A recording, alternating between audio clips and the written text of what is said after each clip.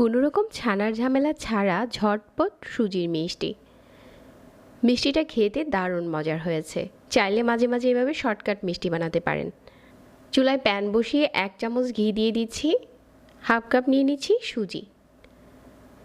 এখন মিডিয়াম আঁচে সুজিটার সাথে ঘি ভালো করে মিশিয়ে নিয়ে ভালো করে ভাজতে হবে। এই 1 চামচ ঘিয়ের সাথে সুজিটা ভালো করে সময় নিয়ে ভেজে নিয়েছি, আর এখন ভাজা হয়ে গেছে। চুলা থেকে নামিয়ে নিচ্ছি। এখন আরও একটি প্যানে নিয়ে নিচ্ছি 1 কাপ লিকুইড মিল্ক। এই লিকুইড মিল্কটা ঘন করার জন্য আর মিষ্টির স্বাদ বাড়ার জন্য আমি এখানে 2 টেবিল চামচ দিয়ে দিচ্ছি পাউডার মিল্ক। 1/4 কাপ চিনি দিয়ে দিচ্ছি। এখন সব কিছু নেড়ে চেড়ে একসাথে করে মিশিয়ে নিচ্ছি।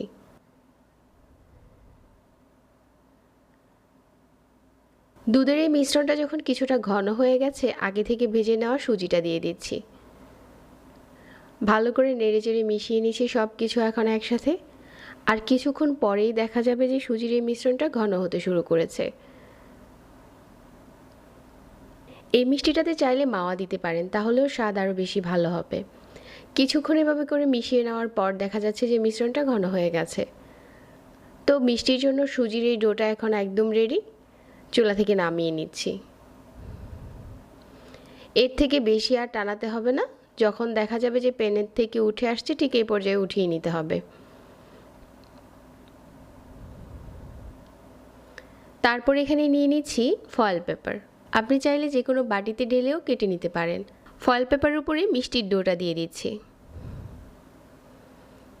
তারপর লম্বা রোলের মতো করে বানিয়ে উপরে কিছু বাদাম কুচি দিয়ে ভালো করে মুড়িয়ে নিচ্ছি। এখন নর্মাল ফ্রিজে রেখে 10 মিনিটের মতো ঠান্ডা করে নেব। ঠান্ডা করার পর এটা সাথে সাথেই পরিবেশন করা যাবে। এই মিষ্টিটার সাথে যদি আপনি একটু মাওয়া মিশাতে পারেন, খেতে দারুণ মজার হবে। এখন স্লাইস করে কেটে নিচ্ছি। যাদের কাছে শর্টকাট রেসিপি ভালো লাগে, চাইলে এরকমভাবে সুজির মিষ্টিটা বানাতে পারেন। এখন উপরে আরও কিছু পেস্তা বাদাম দিয়ে পরিবেশন করে নিচ্ছি। ঝটপট বানানো হয়ে গেল সুজির মিষ্টি। যাদের কাছে সহজ রেসিপি ভালো লাগে, পেজ ফলো করতে ভুলবেন না। আবারও চলে আসবো নতুন রেসিপির সাথে। সবাই অনেক ভালো থাকবেন। আজকে এখানেই বিদায় নিচ্ছি। আল্লাহ হাফেজ।